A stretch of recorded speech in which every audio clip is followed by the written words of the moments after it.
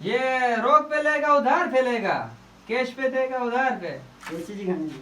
वो हमारा कैश का जो 5,000 का है रहता वो रियायत क्या रहा, तुम 4,500 दे दो। हम वाला किसके ऐसा वो किस्त को तो 8,500 की मिलता है। ये असल टोपी सिंध का, आप तो जानता होगा सिंध का यार टोपी। ये मशीन जी है ठेले वो यार ना यार ये ना बड़ा वो फोन वाला है कसम में मार छड़े वो यार तुमको ये फीके वाला देखो, ये कितना अच्छा लग रहा है मारे तुम्हारे। चले वो जाओ। देख तो सही यार, माशाल्लाह कितना अच्छा लगती है। अब बता ये कौन करेंगे ये करेंगे वो ये तुम दे दो 3,000 दे दो कैश का। थोड़े रात करना लाला ये पक्को छो तो वो यार वो खाना खराब है इसमें, वो हले हले हीरे लगे हुए हैं हाल इसमें। हिना के दिसो ना ठीक है ये को वो कपड़ा भी देखो, हमारा कपड़ा भी साथ में माशाल्लाह, पठान का कपड़ा एक नंबर वाला कपड़ा है। देख सीला हुआ कपड़ा, देख कर वो सीला हुआ कपड़ा है नहीं हे ये वाला।